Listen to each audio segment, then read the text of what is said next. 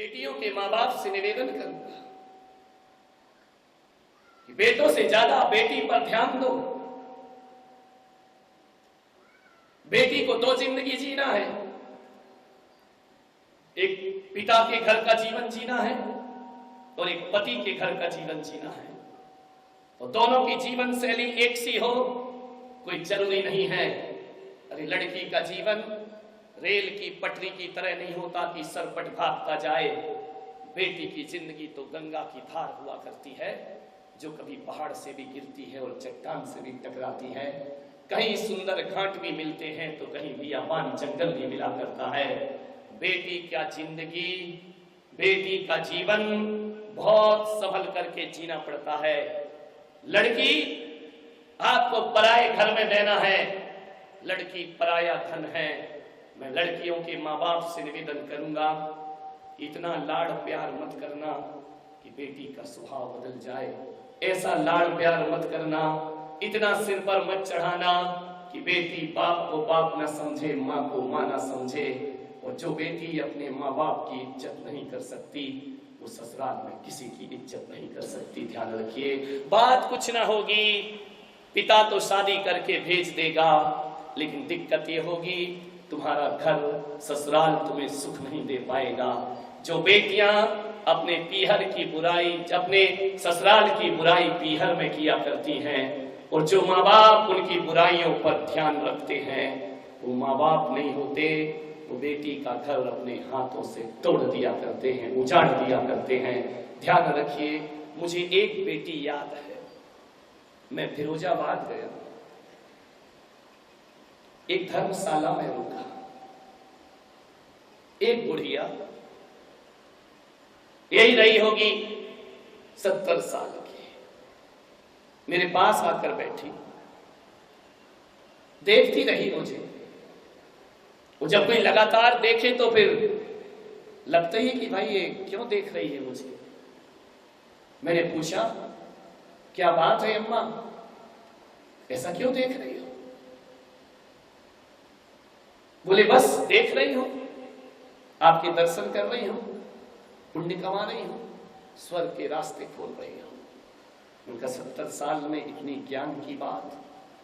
मैंने कहा अम्मा कहां रहती हो? बोले इसी धर्मशाला में। मैंने कहा कौन कौन है तुम्हारा? बोले कोई नहीं है। मैंने कहा अकेली? औलाद? बोले नहीं है। महाराज मैं जवानी में ही विधवा हो गई थी। तो मैंने कहा यहां अकेली रहती हो? बोले हाँ। कैसे चलता है गुजारा? पति की 500 रुपए पेंशन मिलती है, 500 रुपए में। मैंने कहा अम्मा 500 रुपए में तो गैस सिलेंडर नहीं भरता है, तू घर कैसे चलाती होगी अपना? बोली अकेली हूं। मैंने कहा 500 रुपए में? हाँ। कपड़े लेती होगी 500 में, या राशन खरीदती होगी, या सिलेंडर भरवाती होगी, मालूम है? मैंने कहा कैसे होगा इतने से में गुजारा? उस 70 साल की बूढ़ी माँ ने कहा महाराज करना चाहो तो 500 में भी गुजारा होता है, और जिन्हें नहीं करना वो 5 लाख रुपए महीने में भी अपना गुजारा नहीं कर पाते हैं। जिन्हें जिंदगी जीना आती हो 500 रुपए बहुत है महाराज, बहुत है। एक टाइम भोजन करती हूँ, सप्तम प्रतिमा के व्रत पालती हूँ, सफेद वस्त्र पहनती हूँ, 2 जोड़ी कपड़े का नियम है। कोई समाज की मेरे रिलेशन वाले यदि 1 जोड़ी साड़ी दे जाएं तो दूसरी साड़ी निकाल के फेंक दिया करती हूँ।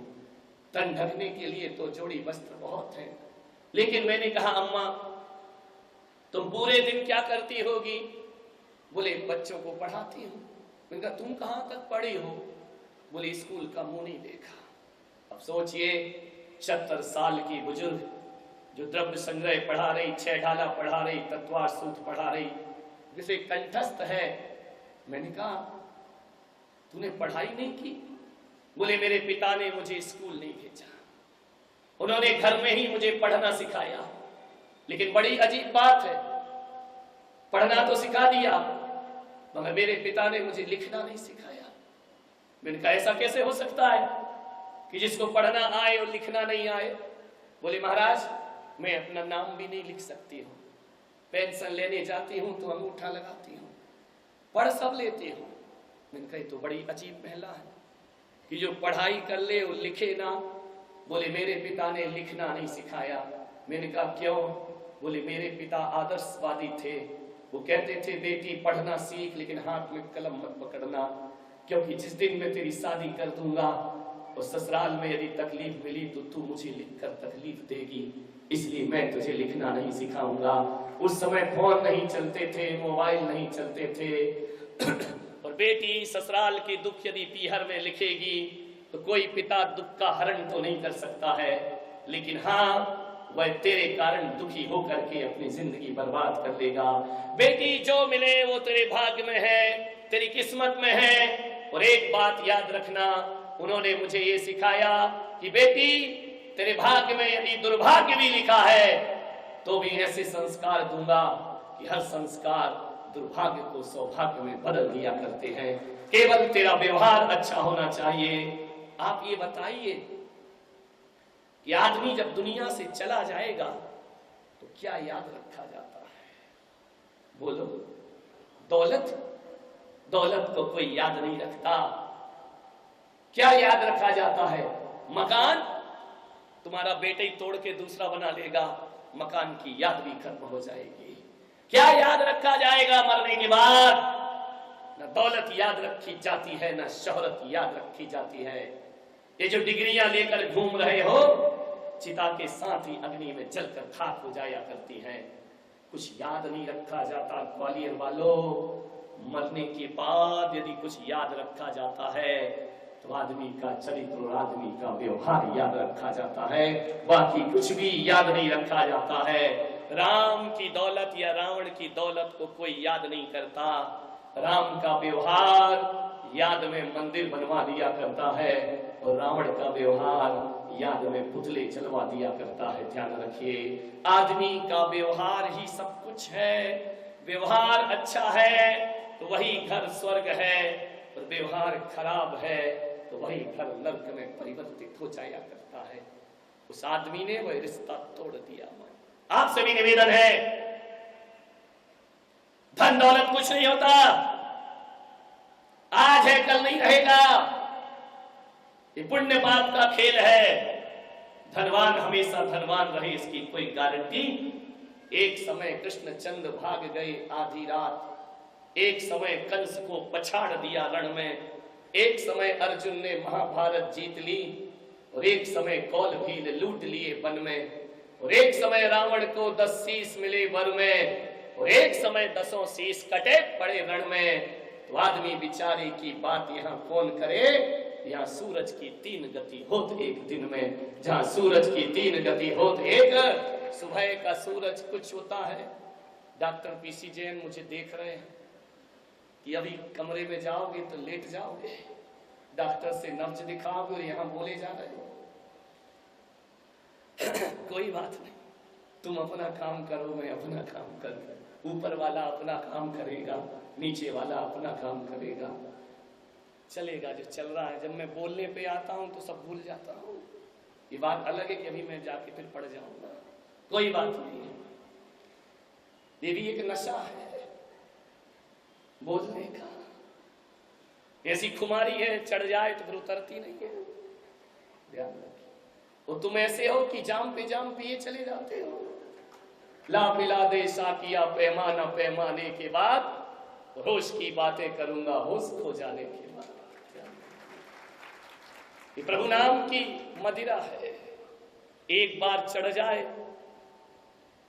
शराब तो सुबह चढ़ती है, शाम उतर जाती है, लेकिन ये दीवानों की ऐसी महफिल है कि प्रभु नाम की मदिरा यदि पी ली जाए तो एक बार चढ़ जाए तो जिंदगी भर नहीं उतरा करती है। ये सत्संग की महफिल है। ये चले आ रहे हैं, मालूम है महाराज बीमार, 10 मिनट बोलेंगे, नहीं चलो फिर भी चलना है। ये पियक्कड़ लोग हैं सब। क्या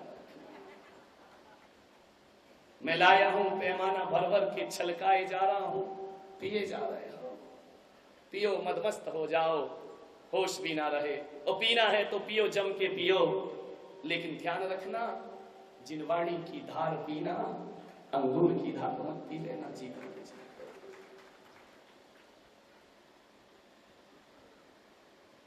व्यवहार अच्छा होना चाहिए।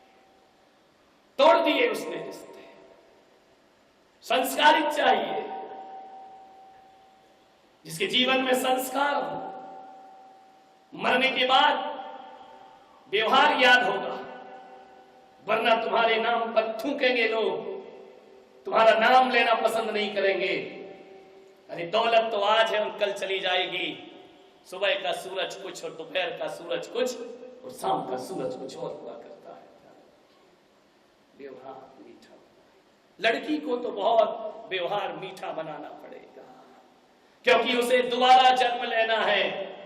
एक बार में लड़की पैदा नहीं होती, पहली बार तो पैदा होती है माँ बाप के घर से, और उसका दूसरा जन्म होता है पति के घर में, जहां सब रिश्ते बदल जाते हैं, नाते बदल जाते हैं, व्यवहार बदल जाता है। जो अपने होते हैं उन्हें पराया समझना पड़ता है, वो जो पराये होते हैं उन्हें अपना समझना पड़ता है। ये लड़की का जीवन हुआ करता है, ये नारी का जीवन हुआ करता है। पराये लोगों को अपना मानती है, और जिस घर में 20 साल गुजारती है वो घर बाबुल का घर कहलाता है, और जो अनजान घर है वो उसका अपना घर कहलाया कर। ये बहुत बड़ी साधना है। गैरों को अपनाना, उन्हें अपना बनाना। हकीकत में देखो, अपने तो अपने होते ही हैं, और अपने भी तभी अपने होते हैं जब व्यवहार अच्छा होता है, और गैर भी तभी अपने होते हैं जब हमारे व्यवहार में मिठास हुआ करती है। ध्यान, मिठास पैदा करो। बहुत बड़ी दौलत। तुम्हें मालूम है ना वो कहानी, एक जिद्दी लड़की इतनी सिर चढ़ गई कि बोलने का तमीज ही नहीं रहा उसे। बाप को बाप नहीं समझती, मां को मां नहीं समझती। ऐसी औलाद से मां भी परेशान हो गई।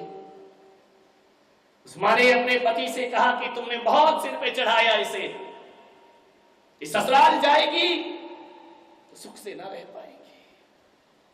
पिता ने कहा छोड़ो, हो जाएगी शादी, चली जाएगी।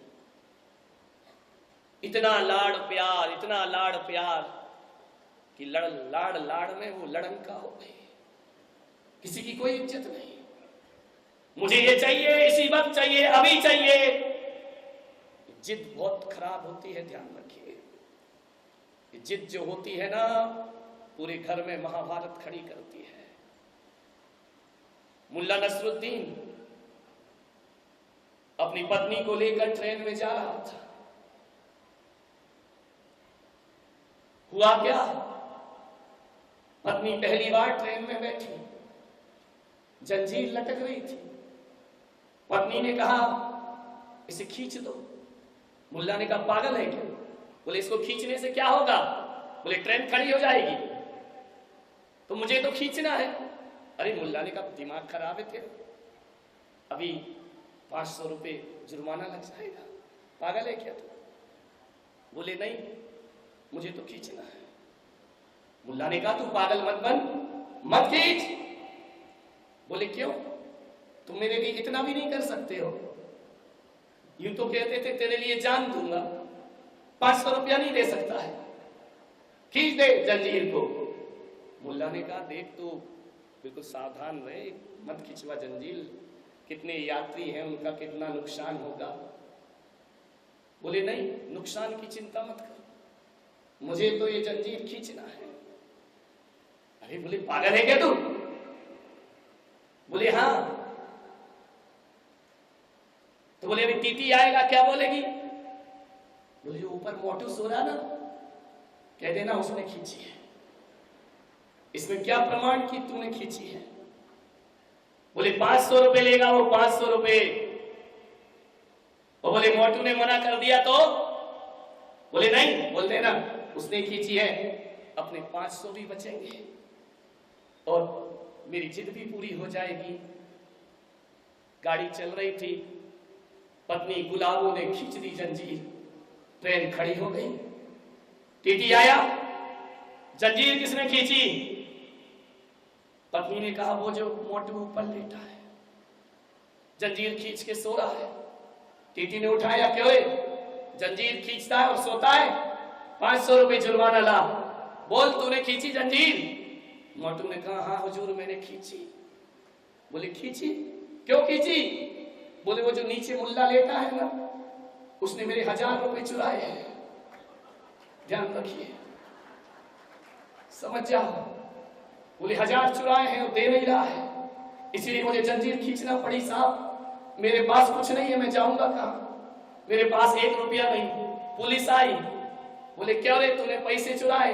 मुल्ला ने कहा मैंने नहीं चुराए। मोटू से कहा क्यों रे मोटू, ये बता क्या गारंटी इसने चुराए? मोटू ने देख लिया था, मुल्ला ने 500 के 2 नोट ऊपर रखे हैं। मोटू ने कहा हुजूर मेरे पास 500 के 2 नोट थे और इसके जेब में भी वही होंगे, इससे ज्यादा इसके पास होंगे नहीं, क्योंकि सुबह ही तो झगड़ा हुआ था पति पत्नी में कि 1000 ही बचे हैं अपने पास, ध्यान रखना। मोटू सुन रहा था ऊपर से। बोले पूरी खाना तलाशी लो, पूरी जेब टटोली तो 1000 ही रुपए थे।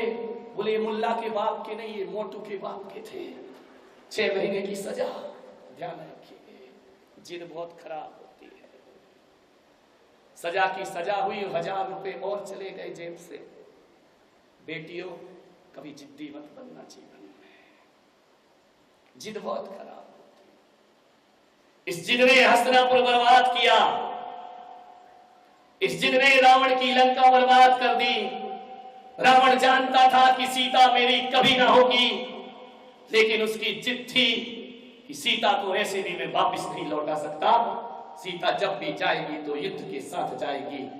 मान्यवर पूरी लंका बर्बाद हो गई एक जिद के कारण। ध्यान रखिए, लड़की कभी जिद्दी ना हो। बाप ने शादी कर दी, चली गई ससुराल। 3 दिन बाद फोन आया, कहां पटक दिया मुझे, ये कौन सा नरक है? इससे अच्छा तो कुएं में ढकेल देते, मेरी कहां शादी कर दी? लड़की का बाप हैरान, 3 दिन तो हुए नहीं, मेहंदी का रंग छूटा नहीं, और ये कह रही है कि ये बर्बाद है ससुराल।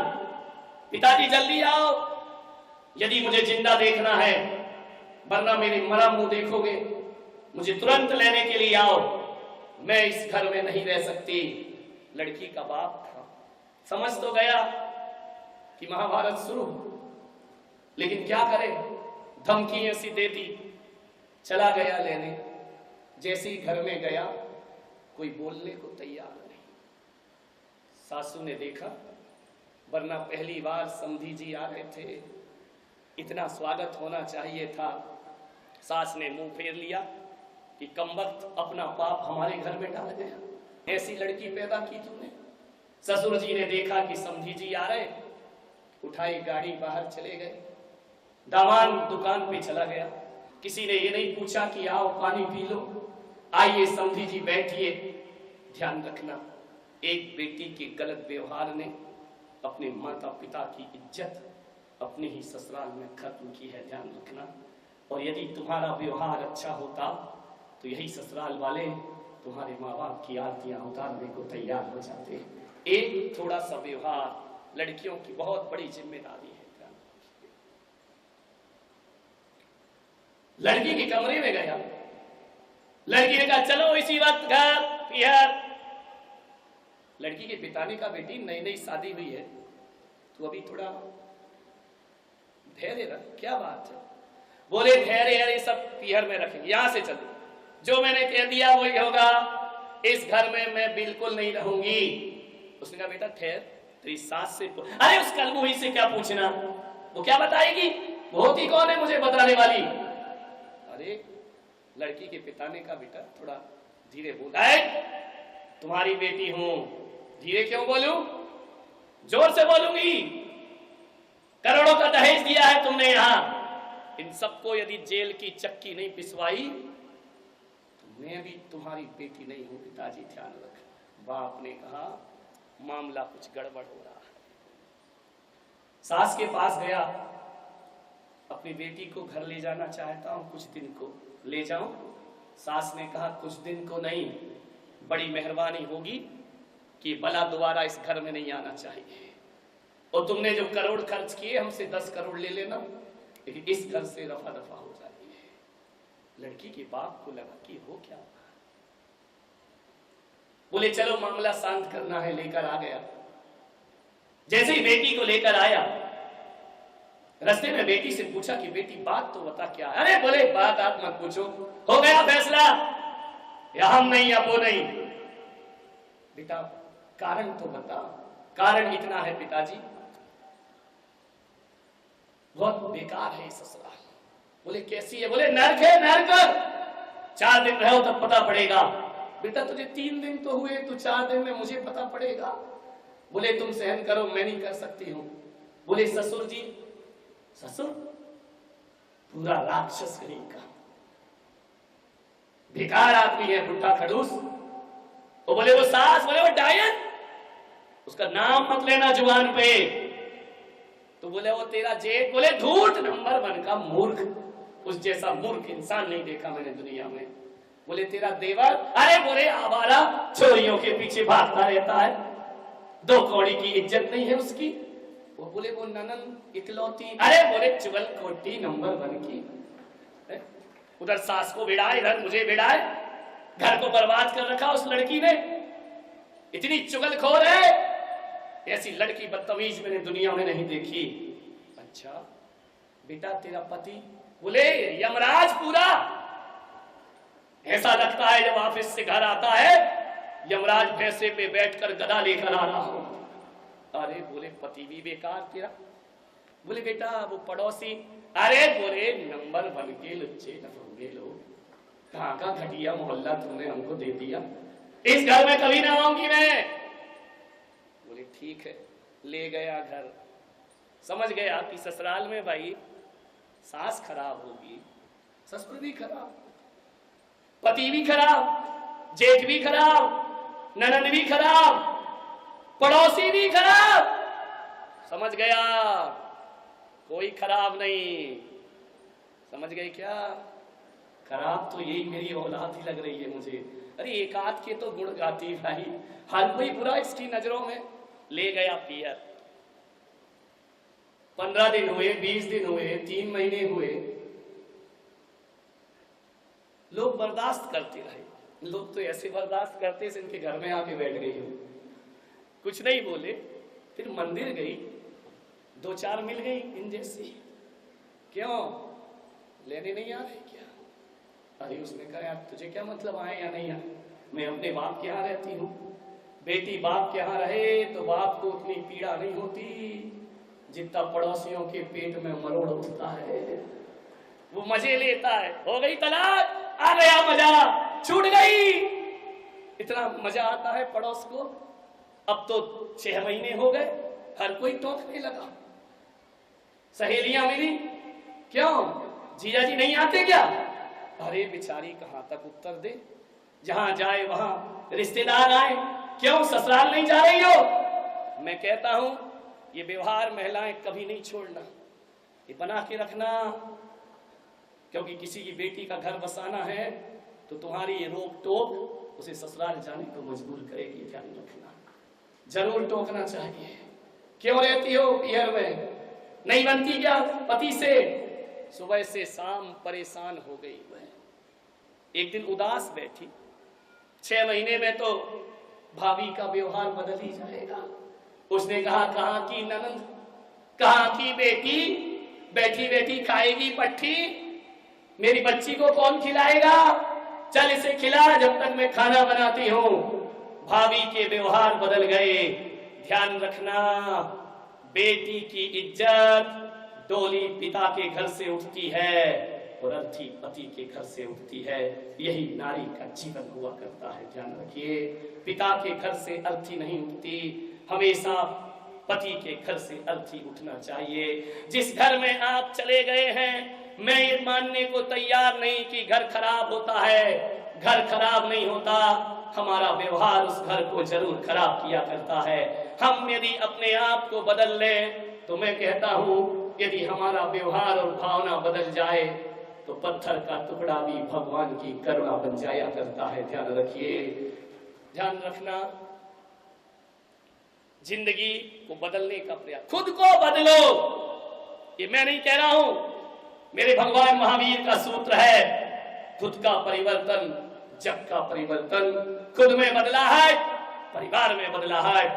जगत को बदलने की चिंता मत कर यार, तेरा मन ही जगत है, पहले उसे सुना। हमारा परिवर्तन होगा तो घर तो बदलेगा ही बदलेगा। परेशान हो गए, भाभी की नजरों में चढ़ गए। कल तक जो भाभी दीदी दीदी कहा करती थी, अब भाभी का व्यवहार नौकरानियों जैसा हो गया। उसने कहा यहां तो और में रुकना मुश्किल है। पिता ने सोचा अब लोहा गर्म है, हथौड़ा मारा जाए। पिता ने बुलाया, समझदार लड़की का बाप था। ध्यान रखना, उन्हीं बेटियों के घर उजड़ते हैं जिस बेटी के माँ बाप ना समझ हुआ करते हैं, समझदार नहीं हुआ करते हैं। थोड़ी सी ना समझी तुम्हारी बेटी के घर को बर्बाद कर सकती है। ध्यान रखिए। लड़की के पिता ने कहा इधर आ बेटी, पर्युषण पर्व हो चुके, यदि तेरी ससुराल तेरी मुट्ठी में आ जाए तो तू ससुराल में जाना चाहेगी? अरे पिताजी, चाहती क्या हूं कि मैं उस घर की चाबी ले लूं, मालकियत ले लूं और मेरे अनुसार घर चले। बेटी, प्रण तो तेरा बहुत कठिन है लेकिन असंभव नहीं है। एक महाराज अपने यहां पधारे हैं, मैं उनसे मंत्र लेके आया हूं। 6 महीने साधना करूंगा, तू मंत्र मत जपना, मैं माला यहां फेरूंगा, तू ससुराल में रहना। 6 महीने क्या, यदि ईश्वर ने चाहा तो बहुत जल्दी हुकूमत तेरे हाथ होगी। बेटी ने कहा ऐसा है? बोले हाँ, लेकिन एक शर्त है कि माला तो मैं जपूंगा, साधना तुझे करना पड़ेगी। क्या साधना पिताजी? बस 6 महीने भी तेरे से हाथ जोड़ के निवेदन है, कभी अपने ससुराल वालों को जवाब मत देना, कभी नजरें उठा के बात मत करना। 6 महीने बाद देख पूरे ससुराल तेरी हुकूमत में होगी, उसके बाद तू जो करना है वो करना। उसने कहा ठीक है, 6 महीने तो कर लूंगी, चल छोड़ आता हूं। ससुराल गया छोड़ने, सास ससुर ने देखा आफत फिर आ गई। पिता ने छोड़ा, पानी को नहीं पूछा किसी ने, चला गया। अम्मा जी, आपकी बहू लाया हूं। क्यों लाए हो ये आफत की जान? ले जाओ इसे वापिस। 6 महीने से हमारा घर बहुत सुकून में था, एक मौका दीजिए अम्मा जी। लड़की का बाप था, झुकना तो पड़ता ही है। छोड़ के चला गया। 5 बजे बहू उठी, रसोई में चाय बना रही, नाश्ता की तैयारी, खड़बड़ बर्तन की आवाज आई। अम्मा उठी, देखा कि ये कर क्या रही है? ये तो 8 बजे सो के उठती है, आज 5 बजे कैसे उठ गई? अम्मा ने कहा बोलो कुछ मत, जुबान की खराब है, एक कहोगे 4 सुनाएगी। नाटक देखो चुपचाप क्या कर रही है देवी। चाय बनाया, नहाया धोया, चाय बनाई, नाश्ता बनाया, ससुर जी को देने जा रही। अरे उसने कहा ये कल मुही नाश्ता दे रही है, जहर मिला रही है, इसकी इंक्वायरी करो पहले। सास तो बड़ी डरी हुई थी, कलह कौन मोल ले। जैसे ही आई, पैर लगा एक प्याले पर, प्याला टूट गया। ससुर ने कहा अंधी है, दिखता नहीं तुझे, आखिरी सांस शुरू हो गई तू। उसने कहा बुढ़े, मेरे बाप की कसम नहीं होती कि प्याला यहां थोड़ी फूटता, फूटता तो आज जरूर, लेकिन इसके साथ कुछ और फूटता। तू प्याला बचाने की कह रहा, मैं भी प्याला ही बचाती, लेकिन कुछ और नहीं बच पाता। लेकिन मैं कुछ नहीं बोलूंगी, 6 महीने की तो बात है, उसके बाद इसका जवाब दूंगी मैं तुझे। जुबान पर ऐसा ताला लगाया जबरदस्ती, मन तो मान नहीं रहा था, छाती फट रही थी, इस ईंट का जवाब पत्थर से दे दूं, लेकिन क्या करे, पिता याद आ गया। बोल बैठी ऊपरी मन से, गलती हो गई पिताजी, कल से देख के चलूंगी। अरे बाप ने देख ऊपर से नीचे तक। ससुर ने कहा ये बोई है या बदल के दे दी, जुड़वा तो नहीं थी। ससुर को मालूम था मुझ पर बरसने वाली है, ये बरसाना तो छोड़ो, ये तो सावन की हवाएं आ रही हैं ठंडी ठंडी। उसने कहा पिताजी मुझे माफ कर दो। अरे सास देख रही, मामला क्या है? चलो माता जी नाश्ता कर लो। माता जी नाश्ता कर लो। होश खो गए बहू ससुर सासू के। देवर जी बाजार जा रहे हो, क्या खाओगे? जो तुम खाओगे वही मैं बनाऊंगी। भीतर तो कह रही है ऐसे खाने को बोल रहा है जैसे इसके बाप का माल हो, लेकिन बाहर से उसने कहा भाभी आज तो इडली डोसे खाने का मन है। तेरा बाप पीसेगा दाल। लेकिन 6 महीना फिर याद आ गए उसको, कोई बात नहीं, ये दाल तेरी बीवी से नहीं पिसवा ली मैंने। 6 महीने बाद तेरी शादी हो गई ना तो ध्यान रखना तू। लेकिन अभी हाँ देवर जी कोई बात नहीं, आज डोसा बनाएंगे। देवर ने कहा ये भाभी है, ये तो नारियल की चटनी बनाने का कह रही, पहले तो मेरी बनाती थी चटनी, ये कैसे बदल गई पूरी। कहते हैं 4 महीने बीते, बदल गया घर का नक्शा। सासू ने कहा बहू इधर आ, मैं 4 महीने से देख रही हूं, तू तो मेरे घर की लक्ष्मी है। एक काम कर, ये जो समझ गए क्या, चाबी का झुमका ये मेरी कमर में अब संभलता नहीं है। अब तू घर की बहू है, आज से तू संभालेगी।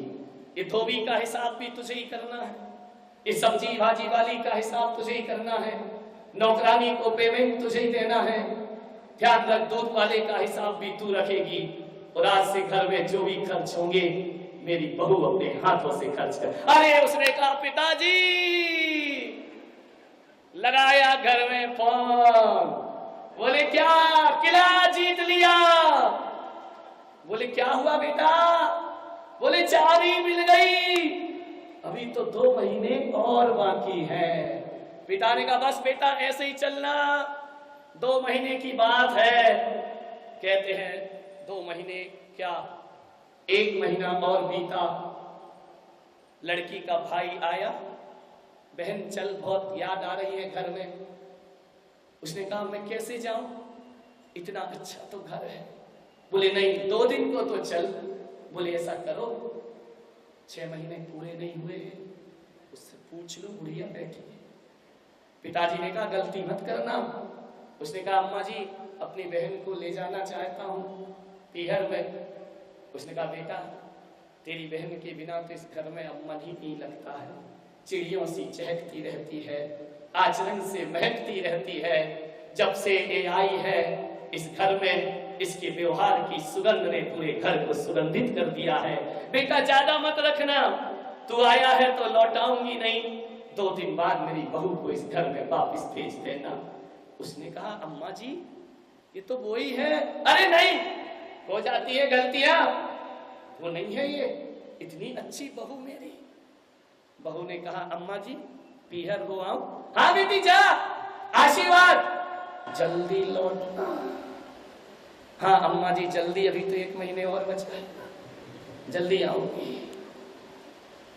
ले गया।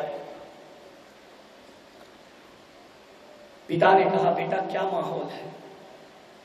वो नरक जैसी ससुराल का क्या हाल? अरे बोले नरक, स्वर्ग हो गई पिताजी, स्वर्ग। वो बोले वो राक्षस ससुर तेरा ऐसा, प्लीज इतना मैनर्स रखो पिताजी, वो भी बुजुर्ग हैं, बड़े हैं, इतना प्यार करते हैं जितना तुम मुझसे नहीं करते। बाप ने कहा मेरी बिल्ली मुझे ही म्याऊं। बोले पिताजी मंत्र काम तो बहुत कर रहा है, इतना रामबाण है, 4 महीने में हो गई कहानी खत्म। ये देखो ये चाबी लेके आई हूं। अरे बेटी अब तो परेशान नहीं करता ना वो राक्षस मत बोलना, भगवान है मेरे ससुर। मालूम है तुम्हें, तुम बाजार जाते हो कभी कुछ लाते हो? मेरे ससुर जी रोज मथुरा के पेड़े बनवा के लाते हैं। मैं बहुओं के ससुरों से निवेदन करता हूं, जब भी घर में जाओ, बहू आ गई हो, कुछ ना कुछ लेकर जरूर जाना, तभी बहू तुम्हारा इंतजार करेगी। और ऐसे ही डब्बा बजाते गए और डब्बा बजाते आए तो बब्बा जी तुम्हारा गुजारा होने वाला नहीं है। अम्माओं से भी कहूंगा, शिखर जी जाओ, हरिद्वार जाओ, जहां भी जाते हो लौट करके आओ। किसी के लिए कुछ लाना या ना लाना, बहू के लिए एक साड़ी लेकर के जरूर आना, बहू के लिए कुछ ना कुछ लेकर आना। तब तो बहू कहेगी अम्मा जी जल्दी घर आओ, वो अम्मा को नहीं बुला रही। समझ गए क्या?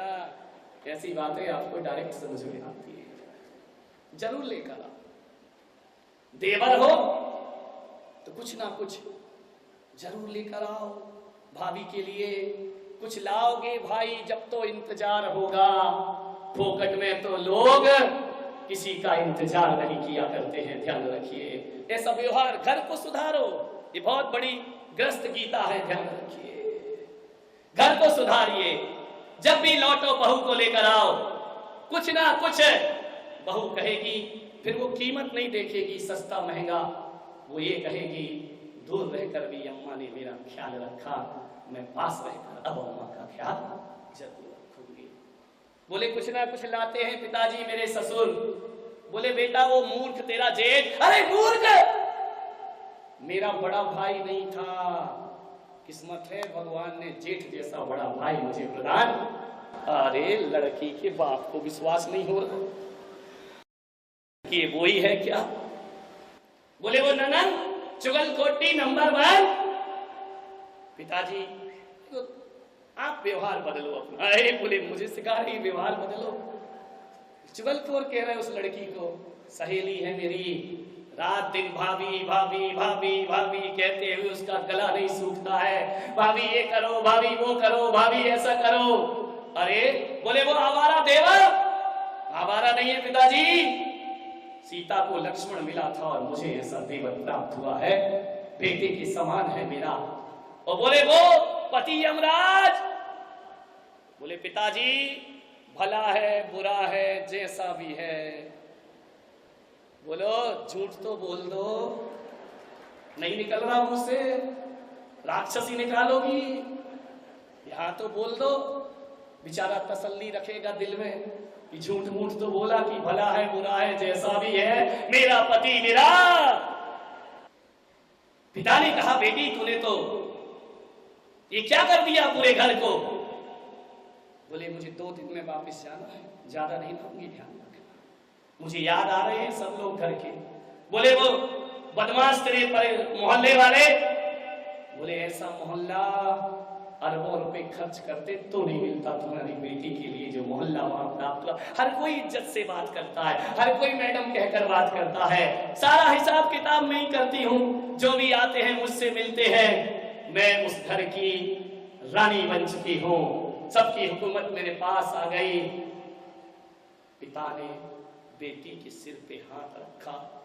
बोले शाबाश बेटी, आज तूने पिता होने का गौरव मुझे प्रदान कर दिया है। बेटी तू खुश रहे। और एक बाप क्या चाहता है। उस बेटी ने कहा पिताजी अब 1 महीने की बात है। बोले बेटी अब 1 महीना दिमाग से निकाल दे, स्वर्ग जैसा घर बनाना है तो ऐसा ही रहना सीख ले। बोले वो मंत्र तो बताओ जो बुलक सागर महाराज ने तुमको जपने को दिया था। बोले बेटी हकीकत में मैं तुझे बताऊं तो कोई मंत्र नहीं था, मैंने एक भी माला नहीं फेंकी। महाराज से मैंने मंत्र मांगा था, उन्होंने कहा मंत्र मत जपो, जाओ बेटी का मन बदलने का प्रयास करो। मैंने वही साधना की, तूने मौन रखा और मैंने यहाँ पर कोई मंत्र नहीं जपा। बेटी एक बात ध्यान रखना, जीवन को बदलने के लिए मंत्र की नहीं मन की जरूरत